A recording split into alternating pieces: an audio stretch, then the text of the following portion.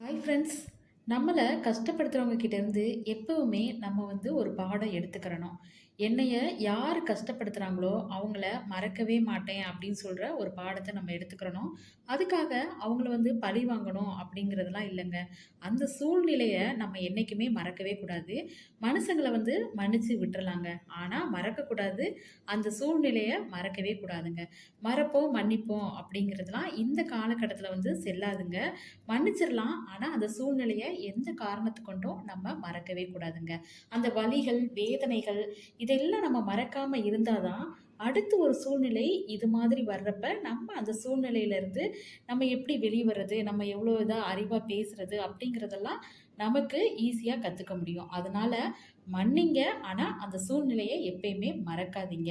சரி, இன்னைக்கு என்ன டாபிக் அப்படின்னு பார்த்தீங்கன்னா வந்து தன்னம்பிக்கையை எப்படி வளர்த்துக் கொள்றது அப்படிங்கிறத பத்தி தான் இன்னைக்கு நம்ம வந்து இந்த டாபிக்ல பார்க்க போறோம்.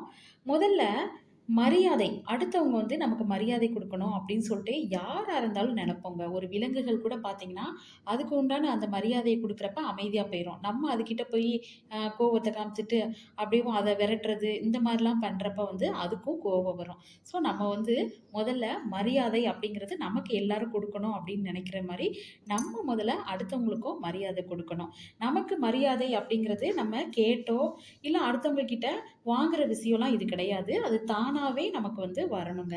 அது எப்படி வரணும்? அதுக்கு நம்ம என்ன பண்ணணும் அப்படின்னு பார்த்தீங்கன்னா, நம்மளே முதல்ல டெவலப் பண்ணணும். நம்ம இப்ப உள்ள நிலைமையிலிருந்து அடுத்த லெவலுக்கு நம்மள டெவலப் பண்ணிக்கிறணுங்க. அப்பதான் மக்கள் வந்து தானாகவே நம்மள வந்து பார்த்தீங்கன்னா, மதிக்கிறதுக்கு ஆரம்பிப்பாங்க. நம்ம எதுவுமே பண்ணாம இருந்துட்டு, நம்மள யாருமே மரியாதை குடுக்க மாட்டேங்கிறாங்க, மதிக்க மாட்டேங்கிறாங்க அப்படின்லாம் நம்ம புலம்பிக்கிட்டே இருக்கக்கூடாதுங்க. மத்தவங்க நமக்கு மரியாதை கொடுக்கணும் அப்படிங்கிறதுக்கு முன்னாடி, நம்ம நமக்கே முதல்ல மரியாதை குடுக்கணுங்க. முதல்ல நம்ம வந்து நம்ம உடம்பு இவ்வளோ வெயிட்டா இருக்கு. நம்ம வந்து இப்படி கலரா இல்லாம கருப்பா இருக்கோம். அப்படி இப்படின்னு சொல்லிட்டு நமக்குள்ள ஒரு தாழ்வு மனப்பான்மைய உருவாக்கிக்கிடாம, நம்ம நல்லா இருக்கோம். நம்ம வந்து நம்மளால ஒரு குடும்பத்த ரன் பண்ணி கொண்டு போக முடியுது. நம்ம குழந்தைங்கள பார்த்துக்கிறோம், கணவர பார்த்துக்கிறோம் அப்படின்னு சொல்லிட்டு, நம்மளே தன்னம்பிக்கைய வளர்த்துக்கிறப்ப, நம்மளோட இந்த தன்னம்பிக்கைய பார்த்து அடுத்தவங்க நமக்கு தன்ன போல மரியாதைய குடுப்பாங்க. அதனால நீங்க வந்து என்ன பண்ணுங்க, முதல்ல உங்களையே நேசிக்கிறதுக்கு கத்துக்கோங்க. சொந்தக்காரங்க வந்து நெறைய பேர் இருப்பாங்க. அவங்கலாம் என்ன பண்ணுவாங்கன்னு பார்த்தீங்கன்னா, "சும்மா தானே வீட்ல இருக்க" அப்படின்னு சொல்லிட்டு நம்மள வந்து சொல்லுவாங்க. நான் என்ன சொல்றேன்னா, நம்ம சும்மா இருக்கோம் அப்படிங்கிறத அவங்க வந்து பார்த்தாங்களா? இன்னும் என்ன செய்வாங்கன்னா, "சும்மா தானே இருக்கீங்க" அப்படின்னு சொல்லிட்டு கூப்பிட்டு நம்மள ஏதாவது கதை பேசுவாங்க. அப்ப நம்ம ஏதாவது தேவையில்லாதத வந்து பேச வேண்டியதா இருக்கும். அப்படிப்பட்ட சொந்தக்காரங்க கிட்டலாம் நம்ம என்ன செய்யணும் அப்படின்னு பார்த்தீங்கன்னா, நம்ம ஃப்ரீயா இருக்கிறது மாரியே அவங்க கிட்ட காமிச்சுக்க கூடாது. எனி டைமும் ஏதாவது வேலை இருக்குது அப்படிங்கிறது மாரியே அவங்க கிட்ட வந்து நம்ம காமிச்சுக்கிறணும். அப்படி காமிக்கிறப்ப பார்த்தீங்கன்னா, பக்கத்து வீடானாலும் சரி, சொந்தக்காரங்கனாலும் சரி, நம்ம ஃப்ரீயா இருக்கிறது மாரி காமிக்காம பிஸியா இருக்கிற மாரியே காமிச்சுக்கிட்டோம் அப்படின்னா, அவங்க என்ன நெனைப்பாங்க அப்படின்னு பார்த்தீங்கன்னா, நம்ம அவங்க கூப்பிடுறப்பலாம் நம்ம போய் பேசினோம்னா, அந்த இடத்துல நமக்கு மரியாதை வந்து குறைவா இருக்கும். அதனால நம்ம ஃப்ரீயா இருக்கிறது மாரி அவங்க கிட்ட காமிச்சுக்கவே கூடாது. எப்பயோ ஒரு தடவ அவங்க கூட பேசினோம் அப்படின்னா, நமக்கு கிடைக்க வேண்டிய மரியாதை தன்ன போல அந்த இடத்துல வந்து நமக்கு கிடைக்க ஆரம்பிக்குங்க. நமக்கு தெரிஞ்ச எல்லா விஷயத்தையும் பார்த்தீங்கன்னா, எல்லார்கிட்டயும் சொல்லிக்கிட்டு இருக்கணும் அப்படின்னு சொல்லிட்டு நமக்கு அவசியமே இல்லங்க. என்னன்னா, இப்ப ஒரு ஃப்ரெண்ட் நல்லா பழகுறாங்க, இல்ல சொந்தக்காரங்களே நல்லா பழகுறாங்க அப்படின்னு பார்த்தீங்கன்னா, நம்ம கூட ரொம்ப அன்பா இருப்பாங்க. நல்லா இது பண்ணுவாங்க. நம்மளும் அவங்க கூட அன்பா இருப்போம். ஆனா, அப்படி அன்பா இருக்கிறப்பயே நம்ம குடும்பத்தோட கதைய நல்லதெல்லாம் சொல்றப்ப நல்லா சகஜமா பேசுவாங்க. இதே இது நம்ம குடும்பத்தில ஏதோ ஒரு கஷ்டம் அப்படின்னு சொல்லிட்டு, நம்ம அந்த இடத்துல வந்து நம்மளோட குடும்ப கஷ்டத்த சொல்றப்ப பார்த்தீங்கன்னா, அவங்களுக்கு நம்ம மேல ஒரு மரியாதை இருக்கும் இல்லையா? அந்த மரியாதை அந்த இடத்துல குறைய ஆரம்பிச்சுருங்க. அதனால எவ்வளவுதான் க்ளோஸ் ஃப்ரெண்டா இருந்தாலுமேவும், நம்ம வந்து ஒரு சில விஷயங்கள நம்ம வந்து அவங்க கிட்ட சொல்லக்கூடாது. அப்படி சொல்றப்ப நமக்கு அந்த இடத்துல மரியாதை குறைச்சலாகும். அதனால சொல்லாம இருக்கிறது நல்லதுங்க. நம்ம வந்து ஒருத்தவங்க கிட்ட நம்ம பேசுறோம் அப்படின்னா, வார்த்தைகளை வந்து நம்ம விட்டுறவே கூடாதுங்க. எந்த காரணம் கொண்டும். ஒரு வார்த்தைய நம்ம பேச போறோம் அப்படின்னா, அதுக்கு முன்னாடி அந்த வார்த்தையை நம்ம பேசலாமா? வேண்டாமா? அப்படின்னு சொல்லிட்டு நமக்குள்ளேயே நம்ம யோசிச்சுட்டு, அதுக்கப்புறம் தான் அந்த வார்த்தைய வந்து நம்ம பேசணும். அந்த வார்த்தையும் பார்த்தீங்கன்னா, ரொம்ப மதிப்புள்ளதா அந்த இடத்துல வேல்யூவபிளா இருக்கணும். அது மாதிரி பேசுறதுக்கு நீங்க கத்துக்கோங்க. நம்ம வீட்ல பார்த்தீங்கன்னா, நம்ம மாமியாரோ, இல்ல நாத்தனாரோ என்ன பண்ணுவாங்கன்னா, ஏதாவது ஒரு வேலை செய்ய சொல்லுவாங்க. நம்ம டக்குனு உடனே நம்மளே அப்ப எல்லா வேலையும் முடிச்சுட்டு அப்பதான் வந்திருப்போம். ஒரு வேலை செய்ய சொன்ன உடனே நமக்கு ஒரு கோவத்துல என்ன சொல்லுவோம், "எங்களாலலாம் செய்ய முடியாது என்னால" அப்படின்னு சொல்லிட்டு சொல்லிருவோம். ஆனா, நீங்க அப்படி சொல்லாதீங்க. அவங்க சொன்ன உடனே சரி அப்படின்னு சொல்லிட்டீங்கன்னா, நம்ம வந்து எப்படினாலும் செய்ய மாட்டோம் அப்படின்னு சொன்னாலும், அந்த வேலைய அடுத்து நம்ம தான் செய்ய போறோம். யாரும் நமக்கு செஞ்சு குடுக்க மாட்டாங்க. நம்ம தான் செய்யணும்.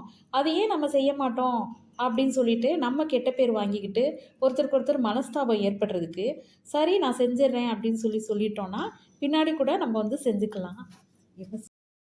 அப்புறம் பார்த்தீங்கன்னா, நமக்கு அப்படின்னு சொல்லிட்டு ஒரு அடையாளம் எப்பயுமே நம்ம வச்சுக்கிறணுங்க. ஒண்ணு அவங்க வந்து ட்ரெஸ்ஸிங்ஸ் நல்லாருக்கும் அவங்களோட ட்ரெஸ்ஸிங்ஸு. நல்லா நீட்டா இருப்பாங்க. நல்லா சமையல் பண்ணுவாங்க. அமைதியா இருப்பாங்க. எப்பயாவது ஒரு தடவ பேசினாலும் நல்லா கரெக்ட்டா பேசுவாங்க அப்படிங்கிற மாரி, நம்மள பத்தி நெனைக்கிறப்பயே நம்மள ஒரு அடையாளத்த அவங்களுக்கு உண்டு பண்ணி குடுக்குறது மாரி ஒரு அடையாளத்த வந்து நீங்க ஃபாலோ பண்ணி வச்சுக்கோங்க. அப்புறம் பார்த்தீங்கன்னா, காலையில பெண்கள் என்ன செய்றாங்க, காலையில எந்திரிச்ச உடனே பார்த்தீங்கன்னா, கணவன் மனைவிக்குள்ள வந்து சண்டை போடுறது. அந்த மாரிலாம் நீங்க சண்டை போடவே போடாதீங்க. அ கொஞ்சம் நம்ம அப்படியே சண்டை போட்டுட்டே இருந்தோம்னா, நமக்கு தான் டென்ஷன் வந்து அதிகமாகி, சீக்கிரமாவே நம்ம என்ன ஆகிடும்னா, ஒரு நோய் வந்து நம்மள தாக்குறதுக்கு வந்து வாய்ப்பு இருக்கு. அதனால முடிஞ்ச அளவுக்கு காலையில பொழுது வந்து நம்ம ரிலாக்ஸா, நல்ல சந்தோஷமா ஆரம்பிச்சோம் அப்படின்னா, நம்ம வாழ்க்கை வந்து ஸ்மூத்தா போகும். அந்த நாள் ஃபுல்லாவே நமக்கு நல்லாருக்கும். அதனால இந்த காலையில சின்ன சின்ன விஷயங்கள் நம்ம வீட்ல வந்து மாத்திக்கிட்டோம் அப்படின்னா, குழந்தைங்கன்னா அவங்க லேட்டா தான் எந்திப்பாங்க. கொஞ்சம் நம்ம அவங்க கிட்ட அன்பா சொல்லி, அரவணைச்சு எழுப்பிவிட்டோம் அப்படின்னா, நாளடைவில அந்த குழந்தைங்களுக்கு அதுவே பழக்கமாயிடும். அதனால தான் நமக்கு காலையில ஸ்கூலுக்கு லேட் ஆயிடுச்சு அப்படின்னு சொல்லிட்டு தான் நமக்கு சண்டை வர்றதுக்கு காரணமேவும். ஸோ அத வந்து நீங்க கொஞ்சம் ஃபாலோ பண்ணீங்க அப்படின்னா, நம்ம வாழ்க்கையில பார்த்தீங்கன்னா, நல்ல மாற்றங்கள் வந்து உங்களுக்கு உண்டாகும். அப்புறம் நம்ம ஏதாவது ஒரு வேலைய வந்து நம்ம முடிக்கணும். நம்ம எவ்வளோதான் நம்ம பார்த்தாலும், நமக்கு வந்து ஒரு வேலை முடியவே மாட்டேங்குது. வெற்றிகரமா ஒரு பிசினஸ் பண்றோம். அது வந்து நல்லபடியா நடக்கணும். இல்ல வெளியில ஏதோ ஒரு நல்ல காரியத்துக்காக போறீங்க அப்டின்னா, நீங்க காலையில கிளம்புறப்ப பார்த்தீங்கன்னா, துர்கா தேவி துர்கா தேவி வந்து நம்ம வீட்ல இருந்து கிளம்புறப்பயே நம்ம நெனச்சிட்டு போனோம் அப்டின்னா, கண்டிப்பா நம்ம எந்த நோக்கத்துக்காக போறோமோ, அதுல வந்து வெற்றி கிடைக்குங்க. ஏன்னா, பாண்டவர்கள் ஆட்சி பண்ண அந்த காலத்துலருந்து பார்த்தீங்கன்னா, அவங்க ஒரு போருக்கு போகிறதா இருக்கட்டும், அப்போ வந்து அவங்க துர்கா தேவிய தான் மனசுல நெனச்சுட்டு போவாங்களாம். அப்ப அப்படி போறப்ப வந்து கண்டிப்பா வெற்றி கிடைக்கும். நான் ஃபாலோ பண்ணி பார்த்துருக்கேன். எனக்கு நல்லதா இருக்க போய் தான் உங்ககிட்ட சொல்றேன். நீங்களும் இத வந்து ஃபாலோ பண்ணி பாருங்க. கண்டிப்பா உங்களுக்கு நல்லதே நடக்கும். வாழ்க்கையில வந்து கஷ்டப்படும் பொழுது பார்த்தீங்கன்னா, நெறைய சொந்த பந்தங்கள் இருந்தாலும், ஏதாவது ஒரு சொந்தக்காரங்க நமக்கு உதவி செஞ்சிருப்பாங்க, அந்த கஷ்ட நேரத்தில. அவங்க தான் உண்மையான சொந்தம். நம்மளோட கஷ்டத்த புரிஞ்சுக்கிட்டவங்களும் கூட. அதனால நம்ம வாழ்க்கையில நல்ல முன்னேற்றம் அடைஞ்சாலும், அந்த மாரி வந்து ஒரு சொந்தக்காரங்கள எந்த சூழ்நிலையிலயும் நீங்க வந்து இழந்துராதீங்க. நம்மள கைகொட்டி பார்த்து சிரிச்சாங்க இல்லையா? அப்படி ஒரு உறவு வந்து நமக்கு என்னைக்குமே தேவையே இல்ல. கஷ்டத்தில உதவி செஞ்சவங்க தான் அவங்களோட உண்மையான அன்பு நமக்கு கிடைச்சா போதுங்க. மறுபடியும் சொல்றேங்க. நம்மள கஷ்டப்படுத்துறவங்க கிட்டேருந்து எப்பவுமே நம்ம ஒரு பாடம் கத்துக்கிறணும். அது என்ன அப்படின்னு பார்த்தீங்கன்னா, அவங்கள அவங்க சொல்லிக் குடுத்த அந்த பாடத்த நம்ம என்னைக்குமே மறக்கக்கூடாதுங்க. ஆனா, அவங்கள மன்னிச்சு விட்டுறலாம். நம்ம அந்த சூழ்நிலைய என்னைக்குமே மறக்கவே கூடாது. மறப்போம், மன்னிப்போம் அப்படிங்கிறதுலாம் கிடையவே கிடையாதுங்க. சரி, இப்ப பார்த்தீங்கன்னா, வாழ்க்கையில நம்ம சின்ன சின்ன விஷயங்கள மாத்திக்கிட்டோம் அப்படின்னாவே, நம்மளோட வாழ்க்கை பார்த்தீங்கன்னா, வெற்றியை நோக்கி அதுவாவே போகுறதுக்கு ஆரம்பிச்சுருங்க. உங்களோட வாழ்க்கையும் வெற்றியை நோக்கி போகணும் அப்படின்னு சொல்லிட்டு நான் பிரார்த்தனை பண்ணிக்கிறேங்க. கண்டிப்பா நீங்க எல்லாரும் வெற்றி அடைவீங்க. இதோட நான் இந்த விளாக வந்து முடிச்சுக்கிறேன். தொடர்ந்து இதே மாரி வீடியோக்களை நம்மளோட சேனல்ல பார்க்குறதுக்கு நீங்க லைக் பண்ணுங்க, ஷேர் பண்ணுங்க, சப்ஸ்கிரைப் பண்ணுங்க. இதே மாரி அடுத்த ஒரு வீடியோல நான் உங்களை சந்திக்கிறேன். நன்றி.